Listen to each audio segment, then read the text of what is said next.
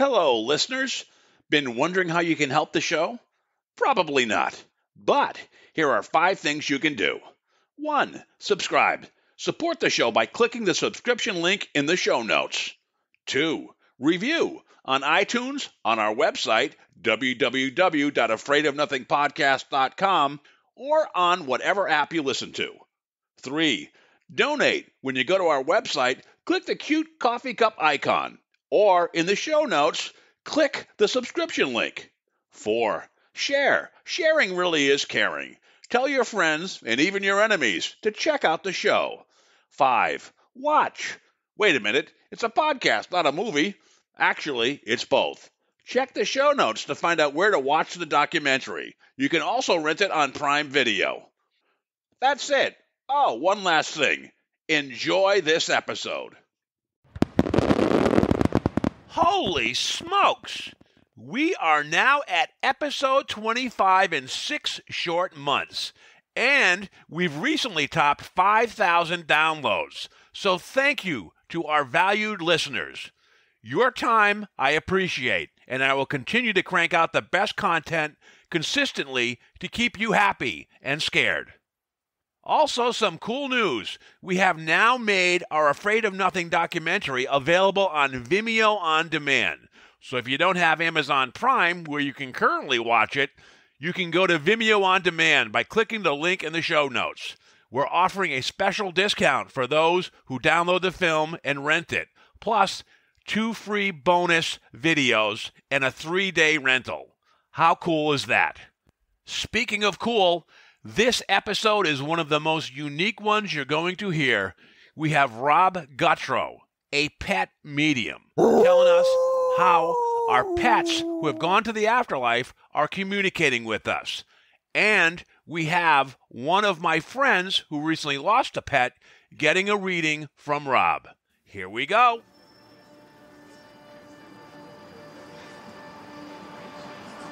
In a world where nothing is known, nothing is certain, reality is not real. Wake up! Be afraid of nothing. I'm Bob Heskey. Robert. The host with the ghost. This is my podcast, based on my paranormal documentary, Afraid of Nothing. Each episode, we talk to people who see life and the afterlife through a different lens. Join me. Who is this large man? And what's he doing in our bedroom? As we lift the veil and open our minds to see beyond our eyes lie. This is Afraid of Nothing.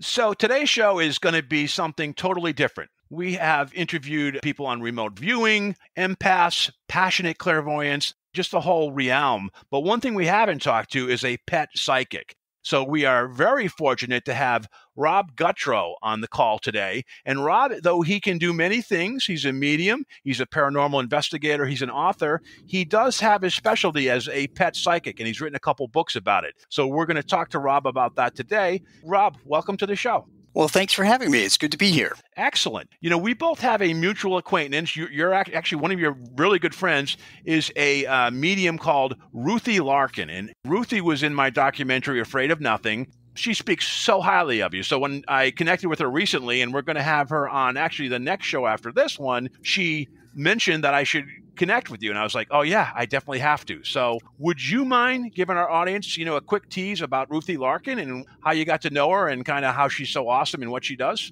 Sure. So Ruthie and I are like brother and sister. We met quite a few years ago through a mutual friend of ours. Ruthie read my first book called Ghosts and Spirits, and she was fascinated by it because she has a gift. She has a tremendous gift. Actually, her gift is much more intense and developed than mine. So she came down and visited me and my husband with my book, And she had, she sat down with me for hours and she had highlighted many pages. And we sat down for hours. She was asking me questions and I was answering questions. We were talking back and forth. So we developed a mutual respect for each other and a love. I really love her like a sister. She is also a medical intuitive, which means she can diagnose what's going on with you. She is also a psychic, which means that she can tune into the energies of past, present, and future. I don't have that ability. I'm just a medium. I just talk to dead people and dead pets. But she has a tremendous gift. If you want the most detailed readings you could ever get in your life, Ruthie is definitely the person to go to.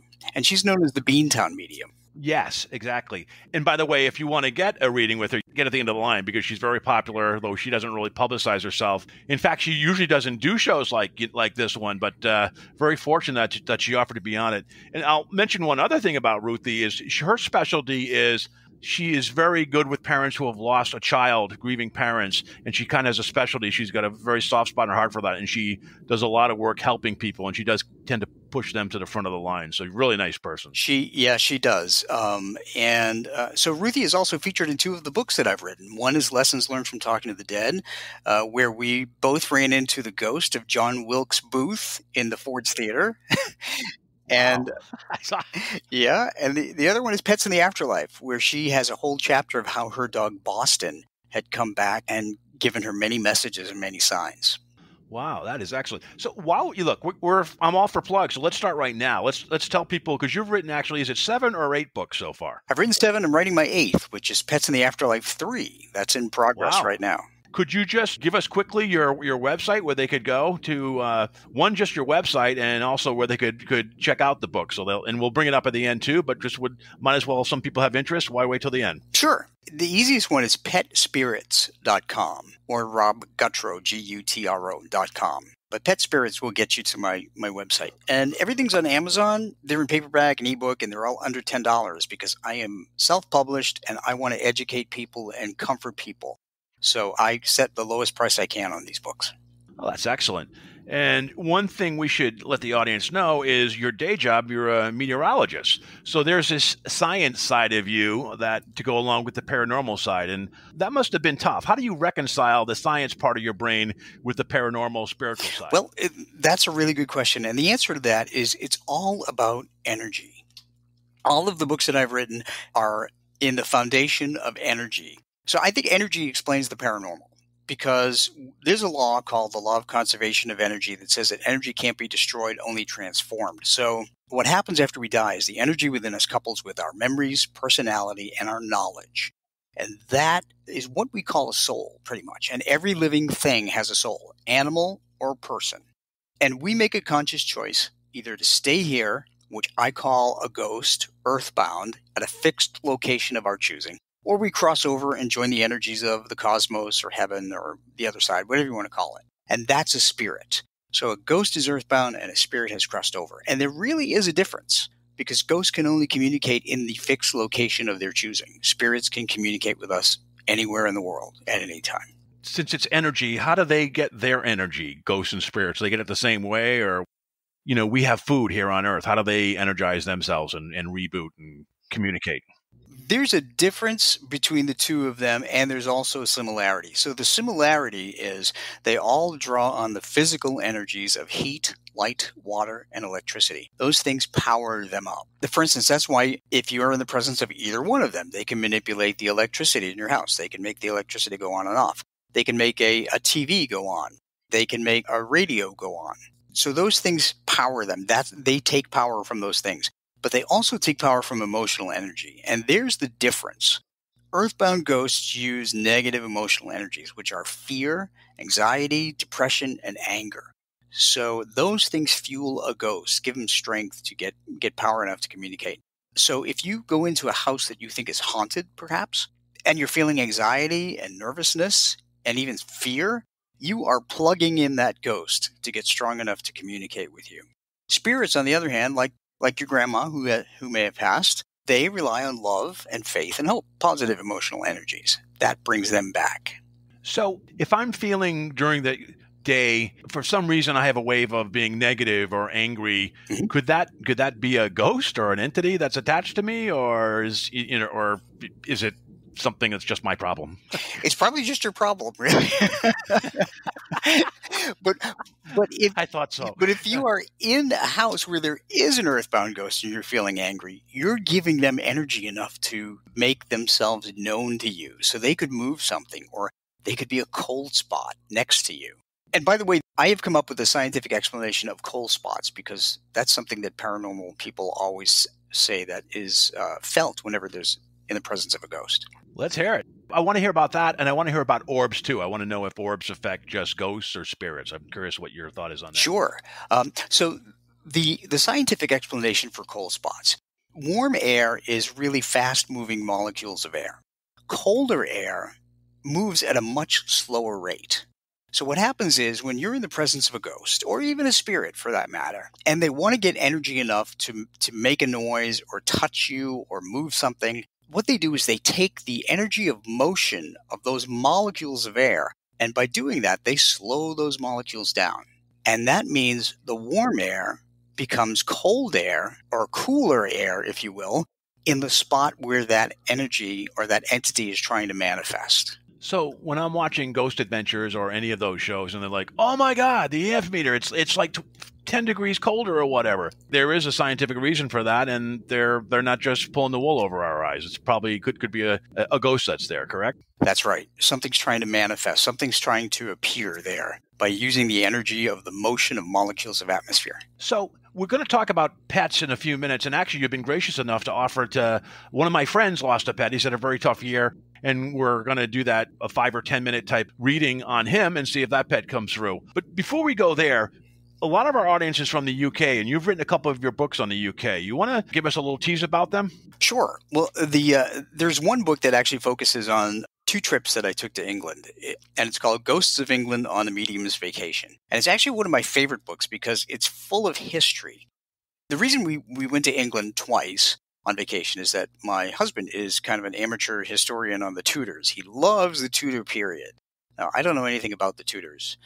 So he planned these 2 vacations, and we went to almost every Tudor place you can imagine: castles, churches, burial sites, all kinds of things.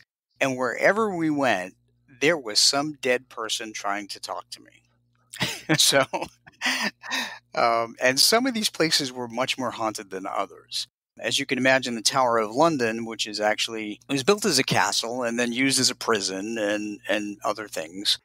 And there are a lot of people that were executed in there. That is really, really haunted. Hampton Court Palace, which was Henry VIII's palace, that is also haunted. That has tons of ghosts in them. So those are 2 of the places. We also wound up staying at a Tudor-era palace called Thornbury Castle. Now, that was owned by the Duke of Buckingham, who was a rival to Henry VIII for the throne of England. So, of course, Henry took his head off and then took his castle. We stayed in there. It's now a luxury bed and breakfast. Turns out our room was haunted by a gentleman who revealed himself to be named Rupert. And he gave me all kinds of clues as to who he was and why he was there. And I figured them out when we got home. And there's a whole chapter in there about who this man is. He actually was in a battle nearby from the castle. So can you say the title of that book again? Sure. It's called Ghosts of England on a Medium's Vacation. Now, I think your husband he has paranormal abilities too. Is that correct? He does. Yeah. And what's interesting is that he never had them until we went to England. Really? Oh, that's crazy. Wow. Yeah. We were in Westminster Abbey, and he started sensing a ghost in Westminster Abbey in one of the areas where a king was buried, and he smelled a rotted corpse. He smelled something that smelled like a rotted corpse, and he said, there is a man standing right there, and I sensed a man at the same time. So his gift was smelling the smell of death, and he can have that because I don't want that. Yeah, right. Yeah. You're a pet psychic. If you had that, you'd be smelling a bunch of stuff. I get it. So yeah. Oh yeah. And we have 3 dogs, so I smell that stuff anyway. Oh yeah. I just got a rescue dog. I've always had dogs, and I just got a rescue dog, and it's like once in a while I have to smell that. So interesting. So how old, if you don't mind, was he when this started for him in that trip in England? Oh gosh, he was about 49 years old. Wow. So it can happen at any time. I know Ruthie, I guess she always thought she had the gift, but she always ignored it. And she had a whole corporate successful career. And then she kind of came out of the closet, she called it, a little later on in life. So that's fascinating. Did you write a book about the experiences? Correct me if I'm wrong. I thought in a kind of a funny incident, your husband's ex, who passed before you met him, is friends with you in the afterlife. Am I saying that correctly? You are absolutely correct. It's called Kindred Spirits. And since my husband Tom and I have been together, this spirit, the spirit of Ed, who died in 1996, and I've never met him in life, he came along for the ride. So I always joke that there's three of us in this relationship. And what's kind of funny about it, though, is that Ed has told me many things about his life with Tom that I would never know. That is just so unfair in many ways. I'm sure Tom has told you that, right? So, Bob, can you imagine that being married to somebody who is talking to your late partner? It's like having I just got divorced, having my ex-wife meet a new girlfriend and tell her all my failings. That would be awful. I'm sure, but if I recall, Ed seems like he's a very good friend and a good spirit. So he's kind of he's not like a person to say nasty things probably about Tom, correct? No, not at all. No, and he's a really funny guy too. One story I didn't put in there is that he stole all of my underwear out of my closet, and it wasn't Tom. He was a jokester. Yeah. Oh, that's funny. Did it reappear somewhere later, or did he direct you to it? How did that story end? Yeah, I found it all. Yeah. Okay.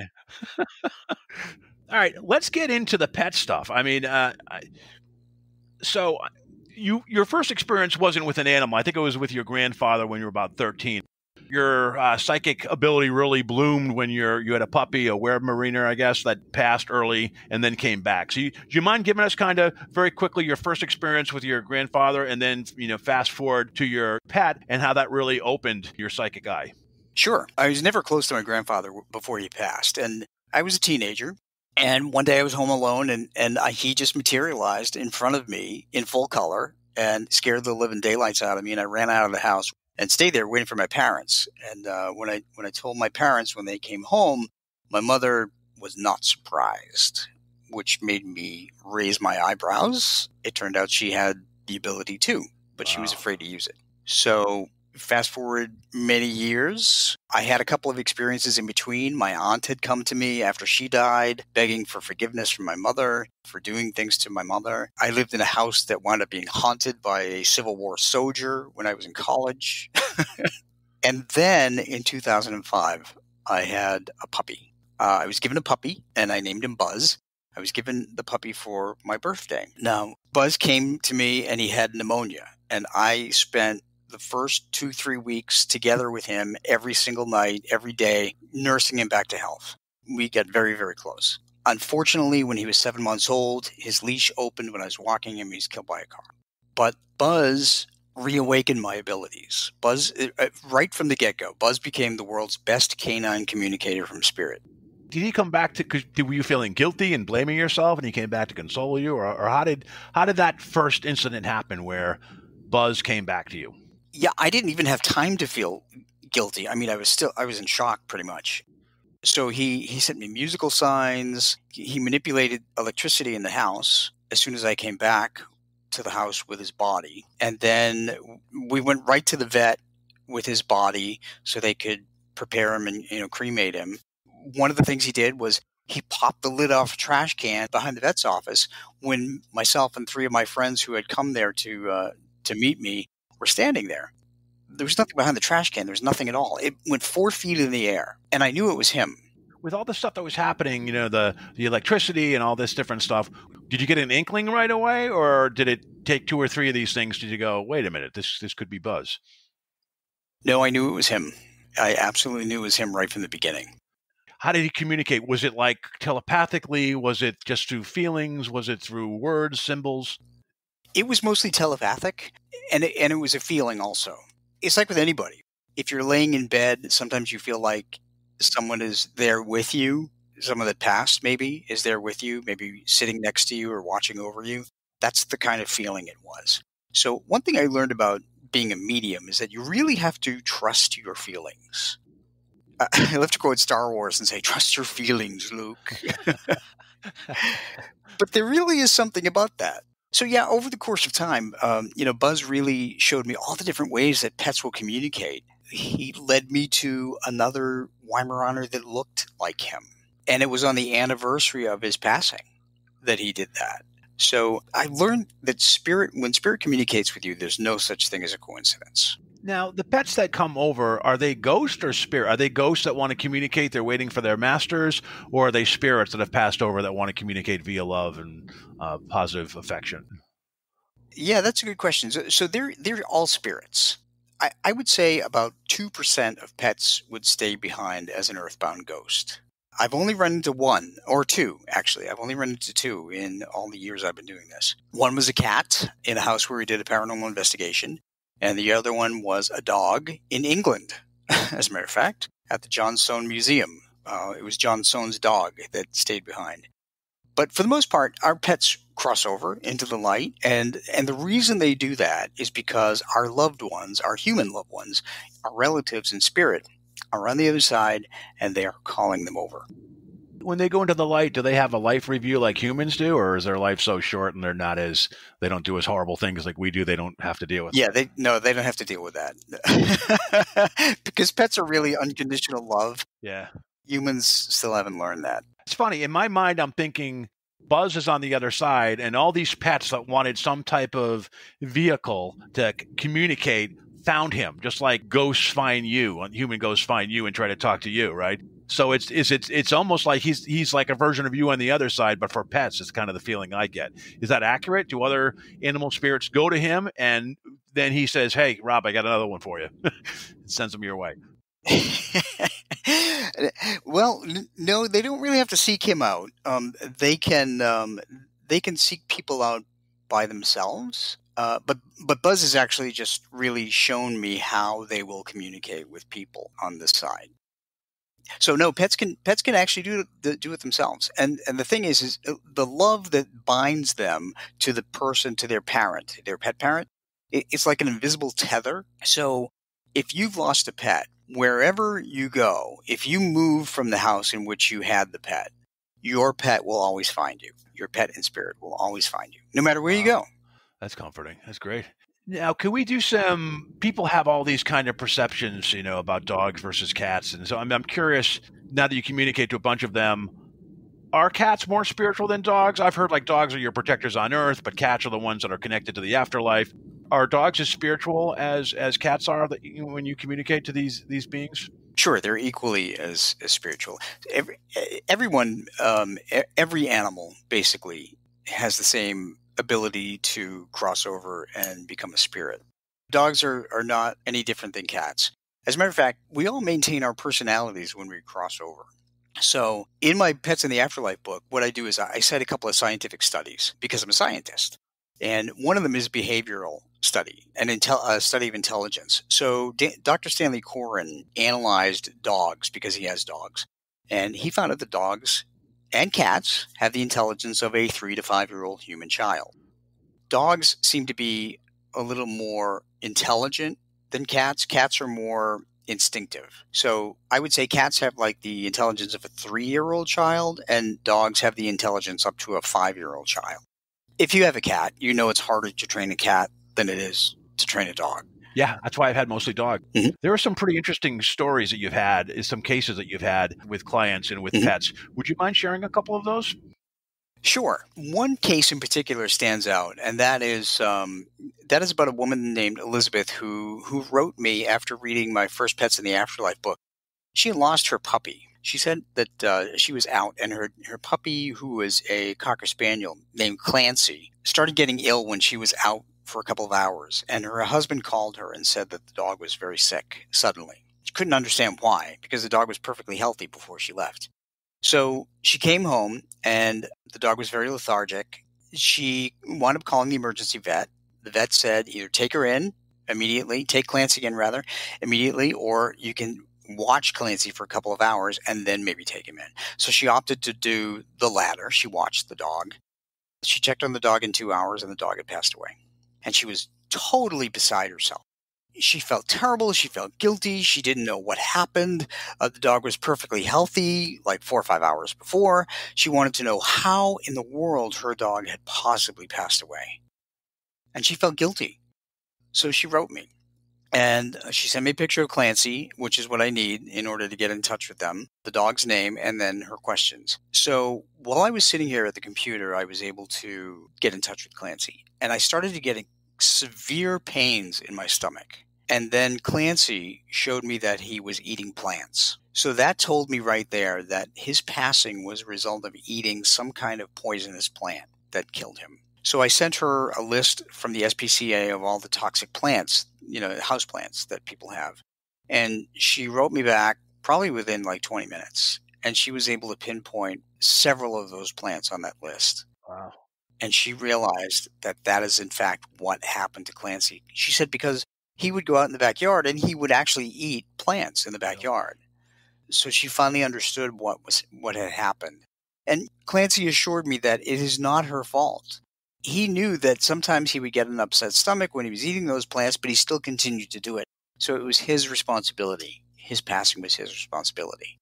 I mean, it didn't take the tragedy away, of course, but it did, make her feel less guilty about what had happened. You have 3 books, right, on this topic.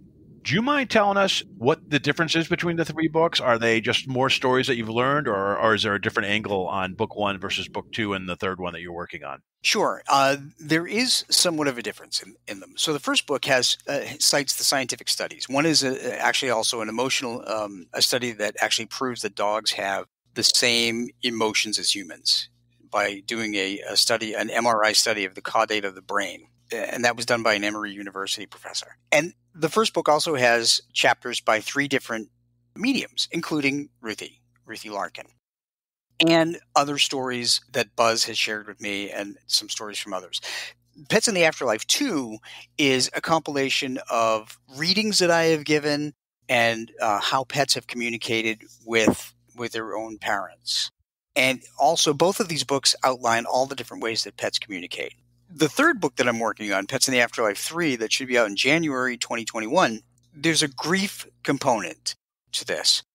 A good friend of mine is a medical psychologist, and he helped write a chapter on how to cope with the grief, not only to recognize the signs from pets, but how to cope with the grief. And this particular book, Pets in the Afterlife 3, will focus exclusively on messages from dogs. I am writing a Pets in the Afterlife 4 that will focus exclusively on cats, but that's not going to come out for a couple of years. So they all have a different angle. Wow. And give us another story or two, if you don't mind, out of these books. Sure. There was a dog named Buddy that he gave me the most incredibly detailed messages that were beyond my belief, really.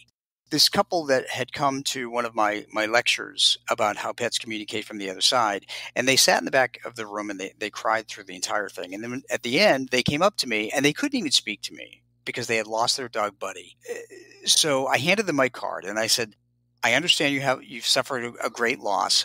Please just email me the photograph of your dog, tell me who you are, and I'll be happy to try and get some messages.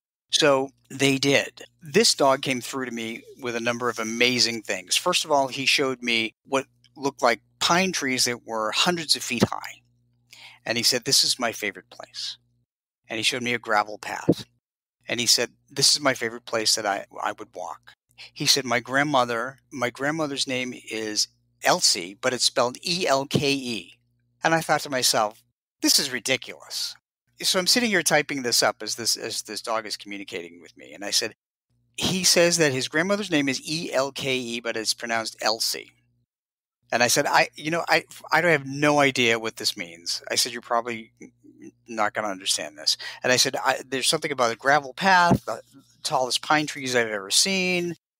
And the other thing he said was he was appreciative of you taking him for ice cream. I'm lactose intolerant, by the way, so I don't ever have ice cream in the house. So I would never think of that. I'd never think of that on my own. So anyway, long story short, the couple wrote back and they said, we did take our dog Buddy through the Wendy's drive-thru on his last day for ice cream because that was his favorite thing to eat. And then we took him to the dog park so he could watch other dogs. They included a couple of pictures, and one was a picture of a giant forested area. And they said, this is Buddy's favorite place to go. The gentleman said, my mother-in-law is German, and we would take him to Germany, and we would take him through the Thurgarten forest, which has the highest pine trees in the world. And he said, furthermore, my wife's mother is named Elsie, spelled E-L-K-E. Wow. And there's a picture in Pets in the Afterlife too of the forest and Elsie and the path that he walked and all that. It's just chilling to me that a dog can convey this kind of detail. Now, does this second book have chapters written by mediums like the first one does, or are books 2 and 3 you just putting your experiences and your findings out there? Yeah, books 2 and 3 are just me. Just me or people who have offered stories of how their pets have communicated. So the bottom line is here that you don't need to be a medium to see how your pets communicate. I teach people in these books all the different ways that pets communicate, so they don't need to pay a medium. They can actually read about how they communicate and just look for signs. So are there exercises that they need to do, or is it just you just tell them the signs in the books and what to look for? There's nothing that they need to, like remote viewing, they don't need to practice things in an envelope or anything. It's just they need to look for signs and pay attention to how their animal's trying to communicate to them. That is exactly what they need to do. They just need to, once they read about it, they'll get an idea about different ways that pets communicate, and then keep an eye out. So some of the ways, I'll just give you a couple of quick ways that pets will communicate. They will lead you to another pet that looks like them. You may hear someone speak their name. Of course, it's easier if you name your dog Jimmy. You might hear somebody say Jimmy, but honestly, it doesn't matter what you name your pet. You may hear that name. Your dog or cat will lead you to that place at that very moment, so you can hear that name. It doesn't matter where you travel. Your pet can find you. I was on vacation in Puerto Rico in 2009 when we had to decide which street to take.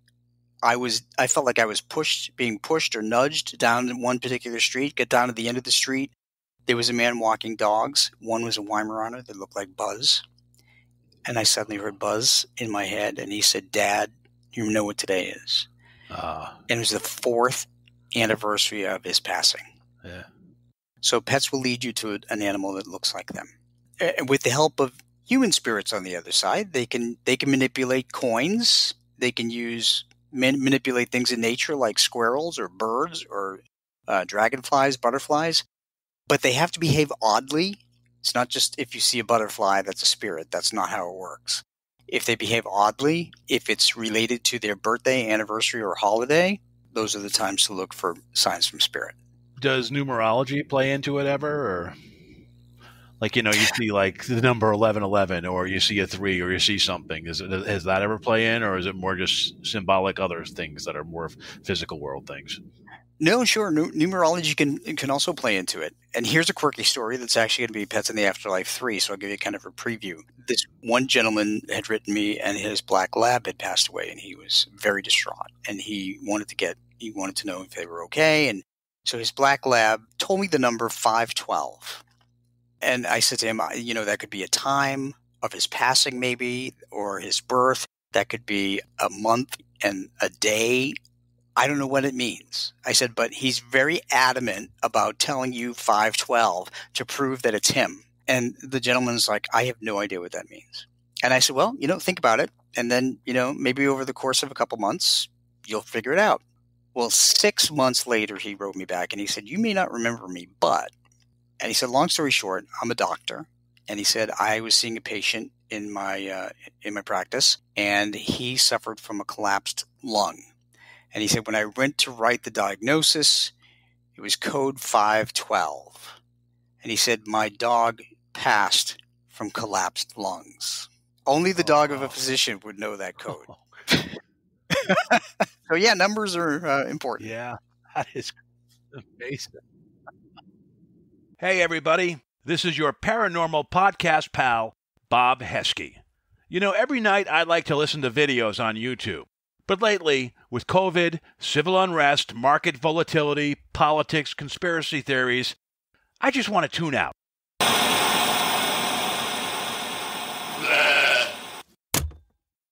That's why I like Audible. What's Audible, you say? Audible is the leading provider of spoken word entertainment and audio books, including some great horror and paranormal titles like A Head Full of Ghosts by Paul Tremblay, If It Bleeds by Stephen King, and The Boatman's Daughter by Andy Davidson. This place is cursed. Each month, members get 1 credit to pick any title, plus 2 Audible originals from a monthly selection, access to daily news digests if you actually want to hear the news, as well as guided meditation programs. Hey, we all need a little Zen now and again. And Audible is oh so easy. You can download titles and listen offline, anytime, anywhere, on any device. The app is free and can be installed in your smartphone or tablet. You can even listen across devices without losing your spot. How cool is that? If you can't decide what to listen to, no problem. You can keep your credits for up to a year and binge on your favorite series later on. So, here's the rub. The Afraid of Nothing podcast is stoked to partner with the audio bookworms at Audible to offer you a free 30-day trial membership. Just follow the link in the show notes, audibletrial.com/AON podcast. Puedes repetir eso, por favor. That's audibletrial.com/AON, all caps, podcast, lowercase.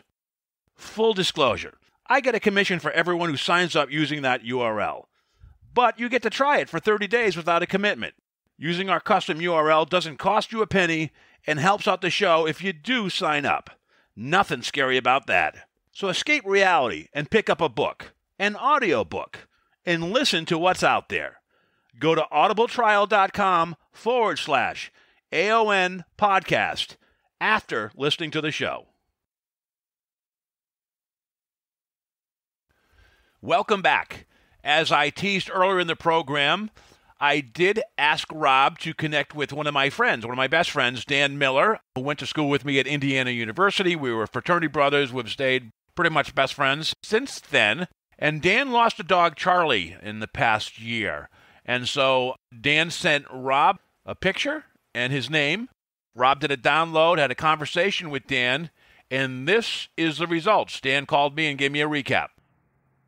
Hey, Dan Miller, thank you for calling in. You just talked to Rob Guttrow, the pet medium. How'd it go? Well, it was good, Bob. I was very surprised and kind of enlightened, I think is the best way to put it, from some of the things he said. It just by sending him a picture and Charlie's name, I really wasn't sure what to expect, maybe a lot of generic stuff that could apply to anything. And to a certain extent, that was true only just by the way dogs behave. But he nailed down a couple of things that it's hard to explain who would have known him except for me and the dog. One of the, kind of the basic questions I asked was like what was her favorite toy? And he mentioned a duck that she would carry around the house, and that it was a squeaky toy, and I immediately thought, well, I do remember a pig that was a squeaky toy that we played with constantly, and another big kind of stuffed duck that she carried and she would fetch, and he mentioned a couple of other ones, but he said that, and then I tied those two together. Well, after the conversation, as I was driving, I had to take a picture of what's actually been on my dashboard for, 6 months or so. It's a smaller duck that she used to carry, and because that's what I kind of thought of with her is what I want to keep around to remind me of her. And I checked, and sure enough, that little duck also had a squeaker device. Wow. And part of his comment was the the duck that used to squeak, and it didn't really hit me until it all came over me. Like, how would he know that? And there it was. It's been there for me, and it's just a constant reminder of her and the bond we shared. To look at what he said, it was far from generic. It was very specific, and it really made me feel good about the whole day, and really every day that I've seen that duck and noticed it or seen it and forgotten that it was there. You know, that shows you picked the right toy. What about in terms of, you had a question, I think, on when she was passing. Any information on that? Yeah, and that's kind of the other thing that really was a very specific thing. She was a big dog, 100 pounds, a Mastiff Bloodhound mix, and very loyal and always around. And as age, came upon her, she kind of had a hard time getting around, and her belly started hanging low. We put her to the vet for another reason, and the vet said, "Hey, this is really going on with your dog. It has Cushing's disease, which is where the abdomen kind of loses its muscular tension and starts to disintegrate, and sometimes some of their internal organs start hanging low, and they're a lot more sensitive and things like that." Well, in the end, he mentioned that she told him she had pains in her stomach, and obviously that was it, and that's what she passed from ultimately. But in the last few days and week or so, he had mentioned that she communicated to him that she had a pain in her right leg and her hip. And I'm kind of breaking up a little because that's the last week or so. She couldn't walk, and her right leg started swelling up. Wow. And we got anti-inflammatory medication from the vet to try and make it subside so we could get her in and do some other treatment. And then, in the end just came quicker than what we thought. But there's nobody else that knew that except for my ex-wife. And for that to be something that she communicated, she knew that there wasn't anything that was taking her away from us that we hadn't tried to correct. He said she knew that it was her time, it wasn't my fault, that kind of thing. But to zero in on her discomfort for the last few days without knowing anything about it, I mean, it really just caused me to smile and start crying, and almost like I was able to give her a hug and pet her and say, "I'll see you soon," or "I'll see you someday," So anyway, those really just a very great, a great phone call. It's a great feeling, and I've been kind of swimming around in it all day, and I will for several days, I'm sure. And that was it. An amazing job, really. Beyond those things that Dan pointed out after we talked, he mentioned one other thing that really resonated with him was that Rob knew that he had adopted Charlie right around age 1, and actually Dan had adopted Charlie at age 11 months. So how he was shocked too that Rob would know that he didn't get the dog as a puppy or from the beginning. There were other things as well. Just an amazing job and connection, and it really was an affirmation that made Dan feel well, and just kind of a tribute to Rob's capabilities. So there, testimonial, man. He's good. Back to the show. So what about, I think we had talked also before, the difference between wild animals versus domesticated animals. Let's talk about, because there is a difference in who can communicate or not. So I want to just share that. Sure. So the reason that domesticated animals can communicate with us is because they live with us. They live with us. They hear our language. They learn our habits. They can learn to read our emotions. They learn our routine and our schedule and so forth. Wild animals don't have that association with people. So wild animals never learn our language. That's why I can't really communicate with wild animals. I can only communicate with animals that are domesticated, that have been around us. So I can't talk to a polar bear. Or Bigfoot. My last episode, there was a remote viewing expert that was on that talked about how she was given targets, and one of them was Bigfoot, blind target. And she's like, "Oh my God, I'm actually in Bigfoot's head," which was incredible in its own right. And here's a story too, which might interest you. You know the movie The Men Who Stare at Goats? Have you ever seen that with George Clooney and paranormal? It's about paranormal spies. I've heard of it. Okay. It's named after that they theoretically could. One of the things they do is they will stare at a goat, give it a heart attack, and the goat dies. Okay. But the story behind that goes that they don't tell you is that the person that did that felt the heart attack and felt the trauma and felt after that incident happened, just was severely affected by doing that to the goat. So it wasn't like simply making a goat die, ha ha, I have the strength. It was kind of like they felt it and they were there and they kind of, as an empath, it really affected them. So they had to do a tremendous amount of cleansing after that experience. Mm-hmm. Has there been anything with pets and experiencing passing, how they passed or anything like that? Or Sure. One of the ways that pets communicate with me and prove their identity is actually by sharing pain of death. So I have been able to pinpoint exactly how a pet had passed, whether their heart gave out, kidney failure, tumors, all kinds of things. Hit by a car or something like that? Yes. Yep. Yeah. And what's interesting is that, when I'm channeling these pets, I'm sitting at my desk in front of the computer, and then suddenly I get these pains in different parts of my body. So I know if I get a pain in my right shoulder, it's their front right leg, and that's what I convey. I just got an email from somebody, I think he was in India, and he said he wanted to know how his dog is and if I could really get in touch with his dog. And I said, well, your dog is telling me that on his right hip, he always walked with kind of a limp, and there's really severe pain there.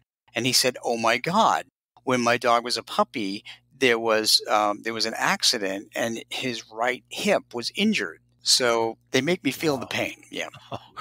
How do you cleanse yourself after? And I do want to spend just a couple minutes on the human ghost stories too, as well, if you don't mind. But how do you cleanse yourself, whether it's, with your investigations in haunted houses or with feeling an empath feeling of how a pet dies like that? How do you kind of cleanse that off of yourself? Well, there's a number of ways that we do that. So I belong to Inspired Ghost Tracking of Maryland. And one of the things that we do is before we go in an investigation, we all join hands and we offer kind of a prayer, if you will, of protection. It's not a religious thing. It's just a general concentration of protection. So when we come out of an investigation, one of the ways we cleanse ourselves is by picturing white energy, like white light around us that comes from the top and then just goes down and pushes all of the negative energy off into the earth, into the ground. Sometimes people we will like touch a tree and we'll just imagine that the negative energy is channeling out of us into the tree and back into the earth. Sometimes we'll eat chocolate.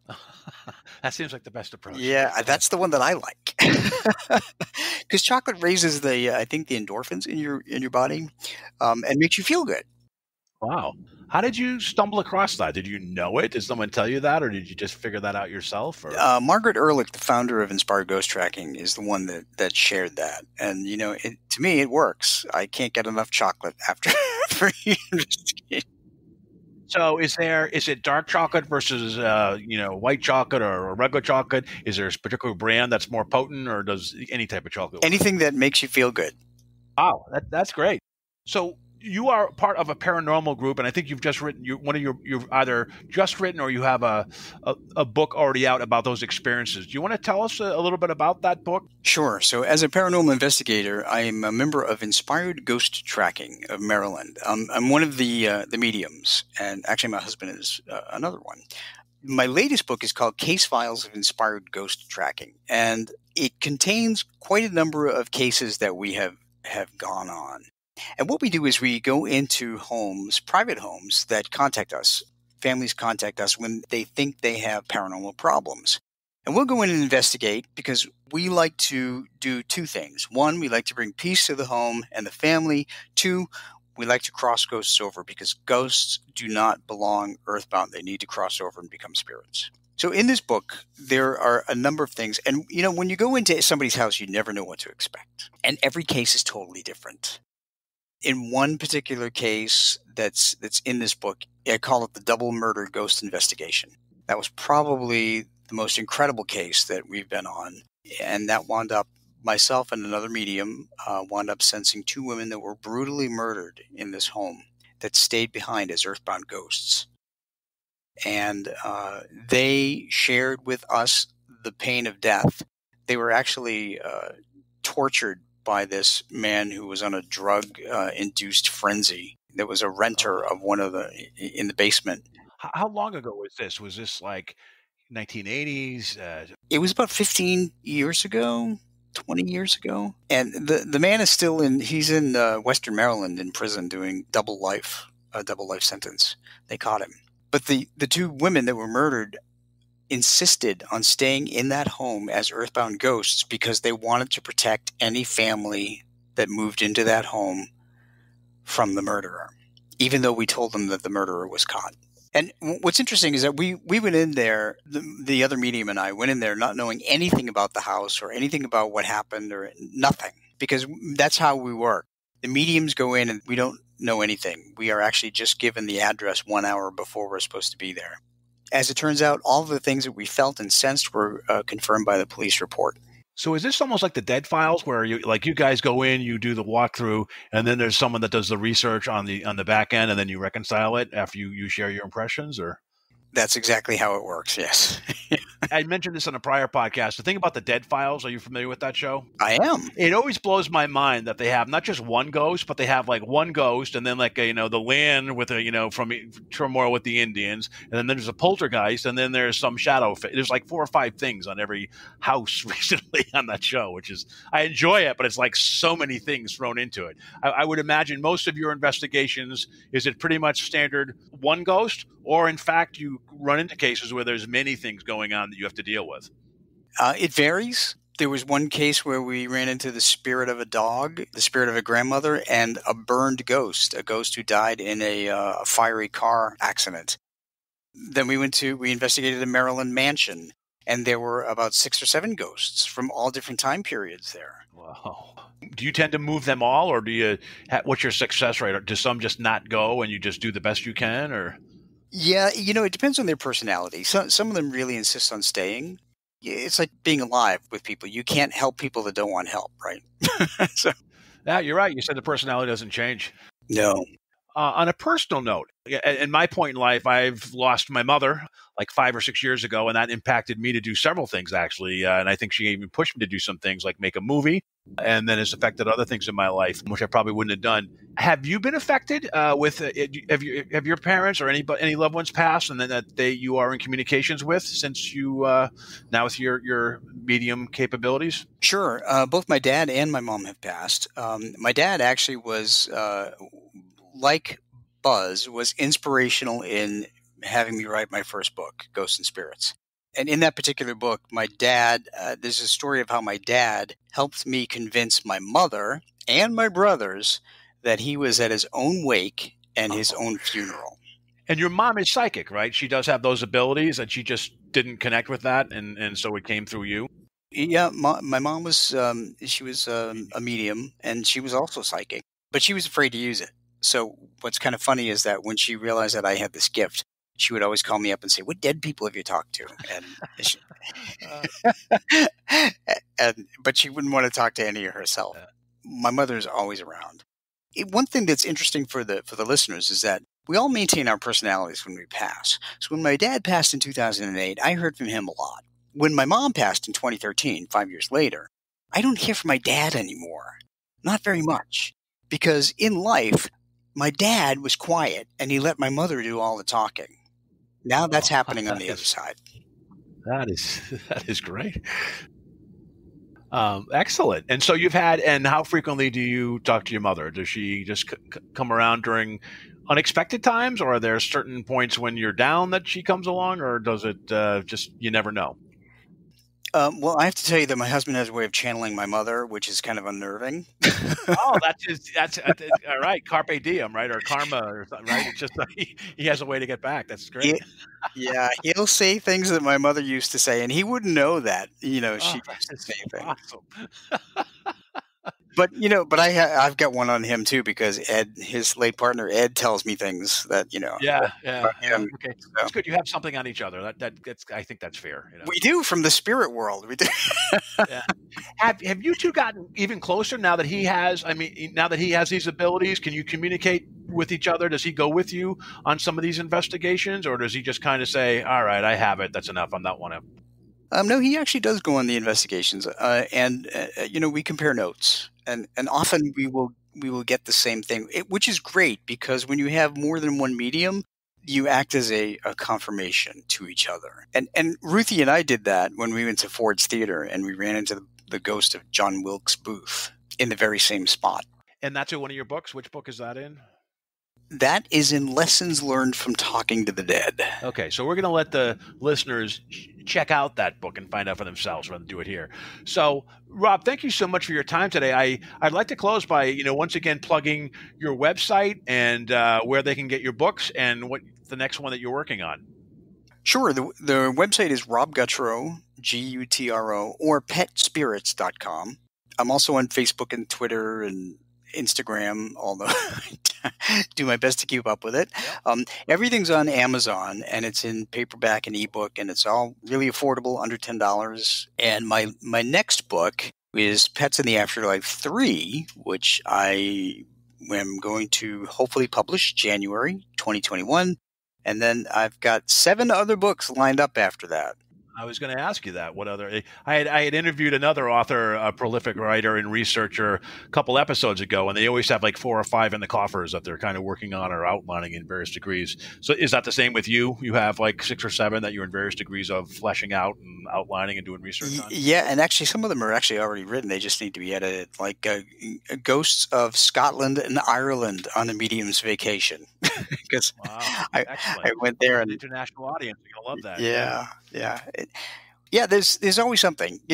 What's interesting is when you're a medium and you go on vacation, you get double the entertainment, if you will.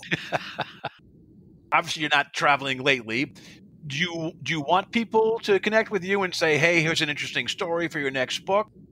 Sure. I love getting emails from people who want to share their experiences, or if they have questions. I love answering questions. I write a blog every week, and usually I actually have something every other day on the blog. Questions about people, about pets, about ghosts, earthbound ghosts, or spirits who have crossed over. If you have a question, if you've lost a pet, I recommend that you read one of the Pets in the Afterlife books to kind of get an idea of how your pets communicate with you. It'll bring you comfort too. And then you're always welcome to send me a picture of your pet and your pet's name and any questions. I'm always willing to help people out because I've lost a couple of dogs myself, and these dogs are like my children. You never get over it. You never get over the loss, but you can understand that they are still with you on the other side, and they show up from time to time. And do you think when you pass at some point in the future, when you cross over, will they be waiting for you, or will you just see them at some point on your journey into the other side? No, they absolutely will be waiting. Actually, when my dad passed away in the cemetery, when they were doing the last services there, I saw the light open in the cemetery, which was weird because nobody else saw it. And in the light were my dad's parents and my mother's parents and our family dogs, our 2 family dogs, and my dog Buzz. They'll be there. That's a great inspirational way to end it with the way things are going on in the world. That gives us hope. So, Rob, thank you so much. Appreciate it. And, look forward to your next book. Well, thank you. Thanks for having me. It's been a pleasure talking with you, and I look forward to talking with you again.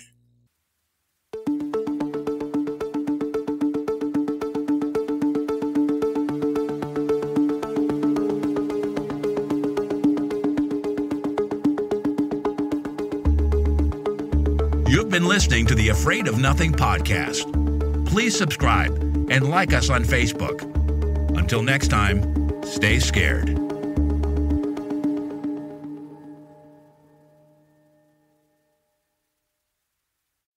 Hey, you're still here? Great. Then why not listen to another episode? Visit AfraidOfNothingPodcast.com to peruse all the shows. That's AfraidOfNothingPodcast.com. And while you're there, click the coffee cup icon to buy me a coffee and leave a review. I'll give you a shout out in an upcoming episode, and the world will know how swell you are.